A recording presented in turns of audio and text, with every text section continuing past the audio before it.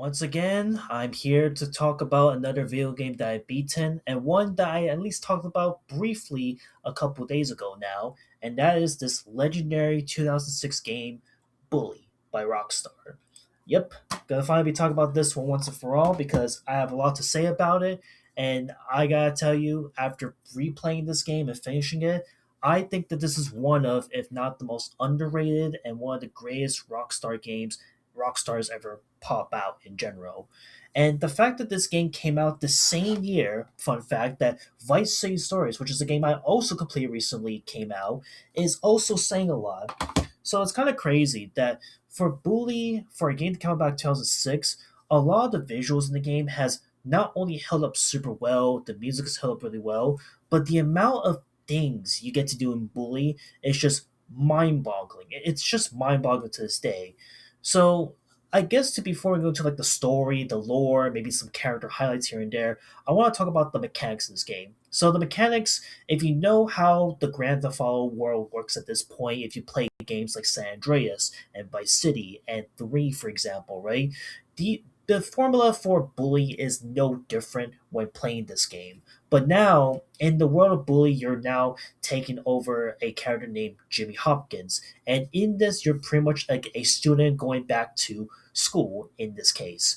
And throughout this game, there's so many things you can do from attending classes to level up your combat skills or your accuracy or even moments where you get to unlock certain key features and key moments to like progress through the game faster and more effectively. And in the game itself, it just depicts like what it's like to be in like a high school setting, maybe even a college setting at certain points of the game.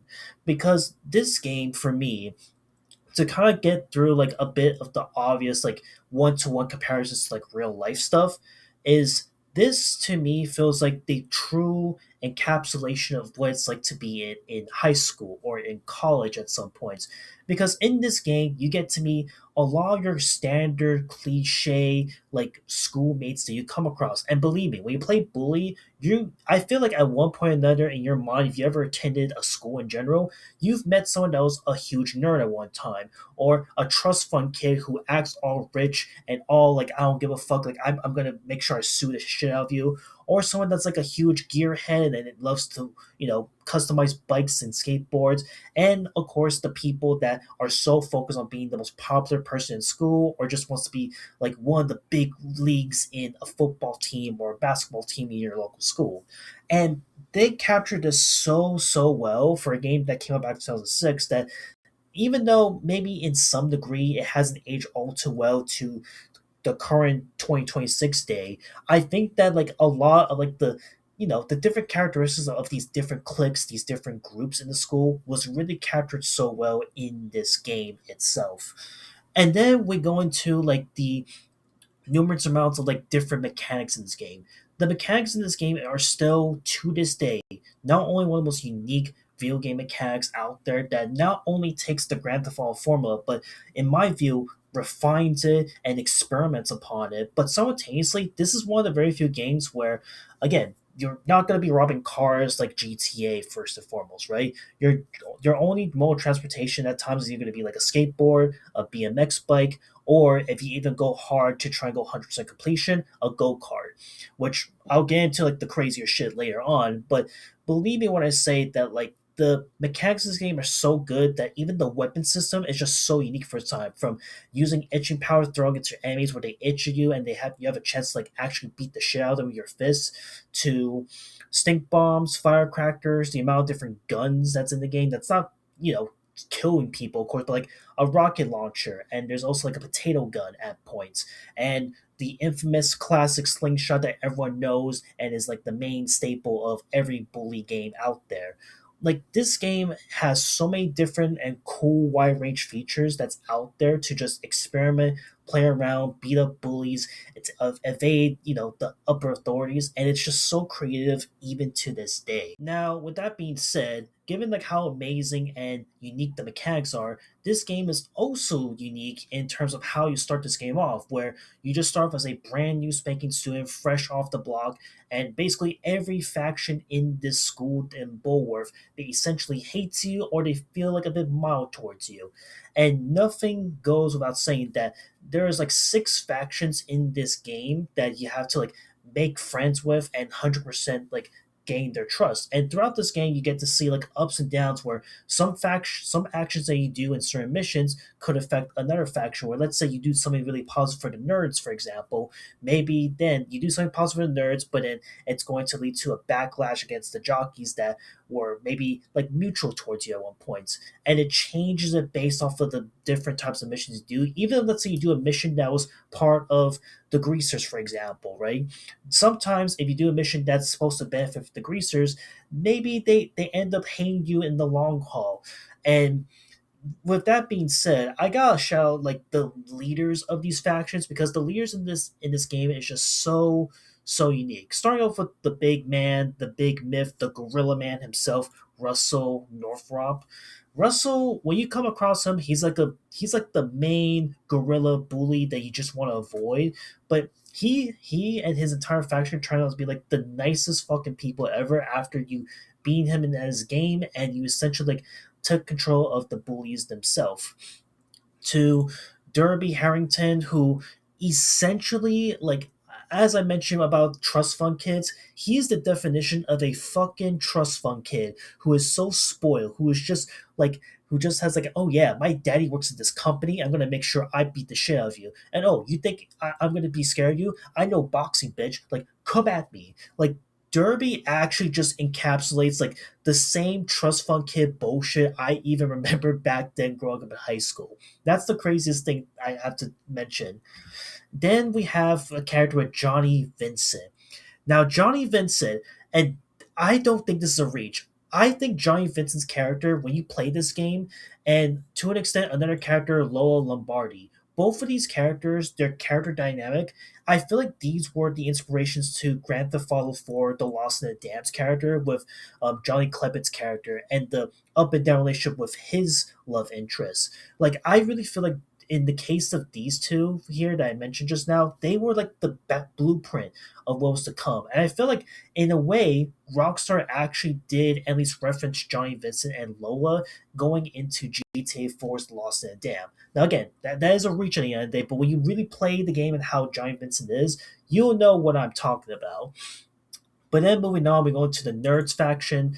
The main man in charge being Ernest Jones, who honestly, like, he comes across as someone that is smart and is all the brains, all power. But then once you actually like put him in his place, he becomes super scared. He doesn't know what to do, and he overthinks at times, which is pretty typical for the nerd standards, right? And finally, we go into the main man, the jocks that's in charge with Ted Thompson, who is, your typical, like, okay, I'm the head of the football team and I have so much power and I don't give a fuck because if you're not popular like the rest of us, then why am I even bothering talking to you type of shit. Like Ted Thompson actually encapsulates what it's like to be the popular kid back in your day. You also come across teachers throughout this game because, as I mentioned already, you do take classes in the game in order to level up your combat skills, level up your accuracy, unlock certain key features like a camera or what have you, right?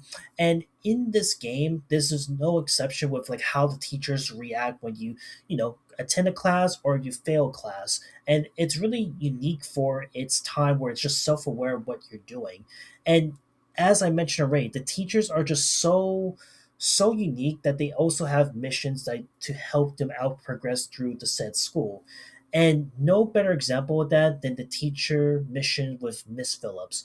And my god, her character design is probably the hottest character design out of all the characters you come across throughout this game itself. Again, it's so like she's hubba hubba at this point. Like I also think that because of how sexy her character design was, this to me felt like a bit of a foreshadowing of what was to come of this teacher student relationship that could at times be taken a bit too far. Which, again, like when you look up like current modern day news, there's a lot of these really weird, really over the top teacher student relationships that you see on the news every so often now that it's sadly commonplace. And Bully, I think, may have been like the foreshadowing of like where it's like, okay, we're gonna be getting a lot of these student teacher stuff, but we can't let this shit be taken way too far because then it's going to be taken, you know, out of context, if that makes sense. So I don't know. I feel like maybe doing not just the Miss Phillips missions, but some of these teacher missions felt like a huge foreshadowing of what we currently know today with all these news outlets reporting a teacher and a student were caught doing this and this, and now they're arrested and charged and blah blah blah. On top of this game's teachers and factions, you also get the chance to romance some of the main factions' waifus. So in the case of the preppies, you potentially get to fall in love with Pinky Gooffier, who once again, as I mentioned with the head preps of the class, she really is the encapsulation of a spoiled brat that needs to be treated like a princess and essentially needs to be given all these big luxury gifts to impress this one person. Then you have Lola Lombardi, who, as I mentioned already, was, I feel like, a foreshadowing of what was to come of GTA 4 The Lost and Damned's female main protagonist's character. And she, not only is her character design like second closest to being like the hottest character design you're going to come across in this game, but like her character really, it's pretty clear that it was pretty paying homage to like the 1970s Greaser movie from back in the day, or sorry, Grease movie that from back in the day. It's really good. You also have Beatrice Trudeau, who essentially is the main head waifu of the Nerds clan. And look, she seems like the type of person where at first she may not be attractive, but when you get to know her, she has a really dark and dirty side to her when you get to wife her up. And then Manny Wiles, who is the head cheerleader of the Jocks faction, and that's basically the one girl you've always wanted to wife up from the very beginning, despite how much of a spoiled brat and how much popular she was really focused on being. And then another character which I would like to shout out, but you don't essentially get to unlock her till the very, very end of the game with Zoe Taylor, who again with her character she really depicts like the dropout typical student, but also someone that again doesn't want to drop out, actually wants to go back to school and chase her dream and her career and etc. So there's so much you can do in this game, and the romance mechanics in this game is so good, from where you start off giving the characters flowers or chocolates to receive kisses, which in turn gives you like extra health boost, or in this case armor for any GTA enthusiasts. And eventually, once you beat a certain class, you get to reach a point where you could just kiss any of these girls I mentioned anytime you want, and you get instant, like, extra health boost instantly without having to spend your money on flowers or chocolates to receive said gifts. And of course, it's not just limited to these girls that you can wife up at the end of the day, there's other female characters in the game that you can also attempt to do as well. And that's pretty much the uniqueness of what this game has to offer. And to wrap this up, I suppose, I guess we gotta talk about the story. The story of Bully to this day, after now replaying this game for a really short amount of time, because like I said, this is a really short game, mind you. I can confidently say that Bully is one of the best stories ever told. And it's a really good story that at times you're just full with twists and turns that even to this day, despite the fact that this is my first time playing this game and I know how it's going to end, the story just holds up so well. The main antagonist that you come to know and love, or come to know at one point with Gary Smith, is still one of the greatest like villains you're ever going to come across in the game, where it has the old saying like keep your enemies and your friends close type of shit. And Gary Smith really was the guy to like essentially like hammer in that notion home. And as and what's really cool about this is that depending on how much you do throughout this game, depending on the amount of side quests you do, the amount of like little things you do left to right, Gary just takes note of every little thing you do throughout the game, and it all accumulates to this final epic finale of epic proportions. And you just have to like prove to yourself why you are the man of the school now, and why Gary that you come across from day one is just stuck in his old ways, and he isn't even like the man that he once was.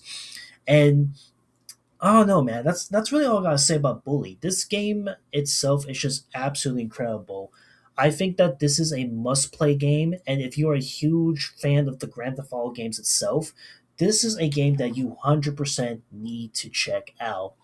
And with that being said, I just genuinely wish we got a sequel or some kind of prequel to this game, because even though that this game is 20 years old, it's crazy that this game still holds up currently to this day, given like the amount of voice acting put into this game, the amount of details you can do in the game, the amount of things that you can just do to never ever get bored. And like I said, I was even going far as like collecting like the collectibles, like all the rubber bands, all the cards, destroying all the gnomes. And again, it all pays off in the end where you get to unlock like really cool, unique trophies, really cool and amazing outfits. And overall, it's just like an experience that you're just never ever gonna get bored of, and you just want to keep playing the game over and over. Maybe even repeating some classes that you got done just for the fun of it. And I don't know, man. That's really all I gotta say about Bully. It's just an amazing, incredible, absolutely great masterpiece of a game that is worth playing if you are a huge GT enthusiast or simply want to play a game that maybe you want to go back to school and just reminisce on the good old days, I suppose. But yeah, I think that's really about it. Bully, incredible game, absolutely a masterpiece, and that's it. I'll see you on the next one. Later.